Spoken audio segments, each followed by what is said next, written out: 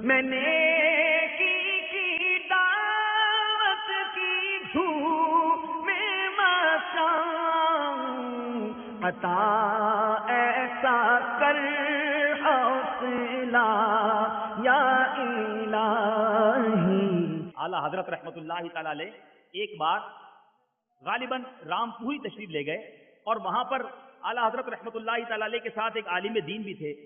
اعلیٰ حضرت کو پتا چلا کہ ان کے پاس ایک کتاب ہے، اور وہ کتاب بڑی نایاب ہے، ملتی نہیں آسانی سے۔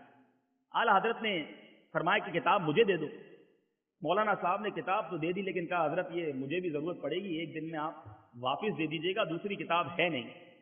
اعلیٰ حضرت رحمت اللہ تعالی علیہ ایک یا دوسرے دن جب واپس جانے لگے تو کتاب ان کو بھجوا دی۔ وہ عالم صاحب سمجھنے لگے جب لگتا ہے ناراض ہو گئے حضرت، میں نے وہ جملہ کہا نا کہ ایک دن میں واپس کر دیجیے گا، معافی مانگنے آئے حضرت وہ معاف کر دیجیے، آپ رکھنا چاہیں تو مزید رکھ لیں، آپ نے تو کتاب واقعی واپس بھجوا دی۔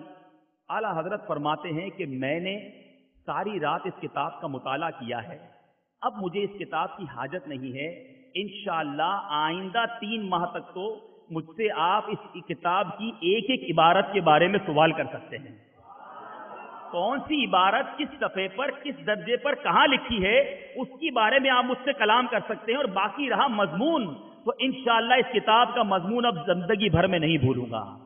گویا اعلیٰ حضرت نے وہ اتنی موٹی کتاب جو کہ بڑی دقیق کتاب تھی ایک رات میں پڑھ بھی لی، اس کو حفظ بھی کر لیا، اس کے حوالہ جات بھی یاد کر لیے۔ میرے پیارے اور محترم اسلامی بھائیوں، اعلیٰ حضرت کے جو رفقا ہیں مولانا امجد علی خان رحمۃ اللہ تعالی علیہ یا دیگر مفتیان کرام جب کتابیں ڈھونڈ ڈھونڈ کر تھک جاتے، امام اہل سنت کے دربار میں آتے، حضور بڑا تلاش کیا ہے، یہ جزیہ نہیں مل رہا، مدد فرما دیجئے۔ اعلیٰ حضرت کا وہ روحانی کمپیوٹر پھر کام کرتا تھا۔ اعلیٰ حضرت فرماتے ایسا کرو عالمگیری اٹھاؤ، اس کی اس جلد میں اس صفحے کی اس سطر پر جا کر دیکھ لو، تمہیں یہ حوالہ یہاں مل جائے گا۔ اعلیٰ حضرت فرماتے فلاں کتاب اٹھاؤ، وہ والی جلد کھولنا، اس کے فلاں صفحے پر فلاں سطر پر تمہیں یہ جزیہ مل جائے گا۔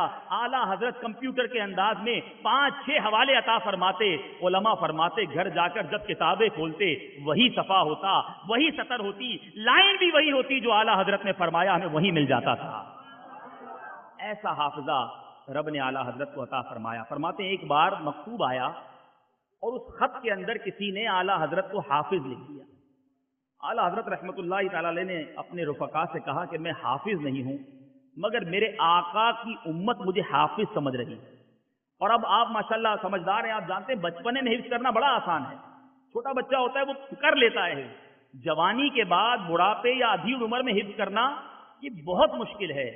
مگر قربان جائیے حافظائے امام اہل سنت پر کوئی کئی ماہ نہ لگائے، کسی مدرسے میں داخلہ نہ لیا، صبح سارے کام چھوڑ کے گردان کرنا شروع نہ کر دی، اعلیٰ حضرت عشاء کے وضو کے بعد قرآن پاک کا ایک پارہ پڑھتے اور عشاء کی جماعت تک کتنا وقت ہوتا ہے، اتنی دیر کے اندر اعلیٰ حضرت اس کا دور فرماتے۔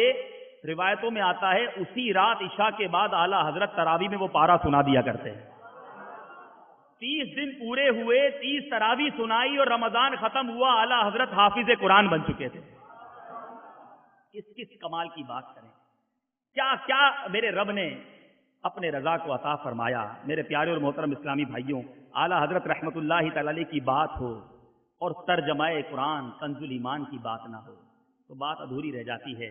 امام عشق و محبت نے اس امت پر بہت سارے احسان فرمائے، بہت ساری کتابیں تصنیف فرمائیں، مگر جو ترجمہ قرآن کنز الایمان ہمیں عطا فرمایا، ایک ایک آیت کا ترجمہ دیکھتے چلے جائیں، عقل حیران ہے کہ یہ کتنی تفاسیر کو دیکھ کر لکھا گیا ہوگا، کتنے محتاط اندازے میں لکھا گیا ہوگا، مگر ترجمہ قرآن لکھا کس طرح گیا۔ آپ پڑھتے تو بہت ہیں، پڑھتے ہوں گے، سنتے بھی ہوں گے، بہت بڑا کارنامہ ہے، کسی کارنامے کو کس طرح سر انجام دیا گیا ہے، اگر یہ پتا چلے تو مزید اس کے بارے میں نالج میں اضافہ ہو جاتا ہے۔ مثال کے طور پہ آپ جائیں جناب، آپ کے علاقے میں کوئی 10 منزلہ بڑی خوبصورت کانچ کی بلڈنگ بنا دی جائے اور لوگ اس کو دیکھنے آئیں کہ بڑی شاندار بلڈنگ ہے، مگر کوئی برابر میں کھڑا سکتا ہے بھائی شاندار تو بہت ہے لیکن 10 سال میں بنی ہے، اتنا ٹائم لگا ہے، تو آپ کہیں گے یار ٹھیک ہے پھر 10 سال میں بنائیے تو پھر اتنا بڑا کمال نہیں ہے، لیکن وہی بلڈنگ کو 1 مہینے میں کھڑی کر دے تو آپ کی عقلیں حیران ہو جائیں گی۔ کنز الایمان شریف لکھا کس طرح گیا؟ مولانا امجد علی اعظمی صدر الشریعہ بدر الطریقہ رضی اللہ عنہ فرماتے ہیں کہ اعلیٰ حضرت سے کئی بار میں عرض کرتا رہا کہ حضور ایک ترجمہ قرآن آپ کی طرف سے آنا چاہیے۔ आला हजरत ने फरमाया कि मेरे मसरूफियात आपके सामने हैं, वक्त निकलता नहीं है, मैं कहाँ से तर्जमा करूं। उन्होंने कहा हुजूर ऐसा करते हैं, जब जब थोड़ा थोड़ा वक्त मिला करेगा मैं कुछ आयात की तिलावत करूंगा, आप उसका तर्जमा लिखवा दीजिएगा, मैं उसको नोट कर लूंगा। इस तरह थोड़ा थोड़ा करके ये तर्जमा कंप्लीट हो जाएगा। मुफ्ती अमजद अली आजमी फरमाते हैं, जब मौका मिलता चंद आयात की तिलावत करता, आला हजरत फिल बदी उसका तर्जमा फरमाते, मैं उसको लिखता रहता, रात को जाकर मैं चेक करता, कभी एक तफसीर उठाता, कभी दूसरी तफसीर उठाता, 10-12 तफसीरों को उठाकर जब मैं आला हजरत के तर्जमे को देखता तो पता चलता कि 12-15 तफसीरों का मजमुआ मेरे रजा फिल बदी फरमाया करते हैं। सारी तफासीर का मजमुआ हुआ करता कंजुल ईमान, और वो आज हमारे दरमियान मौजूद है। अल्लाह तबारक व तआला मेरे शेख तरीकत अमीर अहले सुन्नत बानी दावत इस्लामी के मर्तबे को मजीद उरूज अता फरमाए।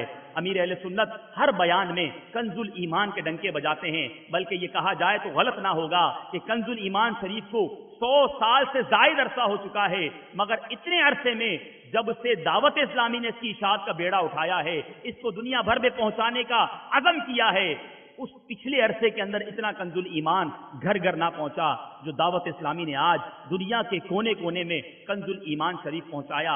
मैंने की दावत की धूम में मचाऊं, अता ऐसा कर हौसला या इलाही।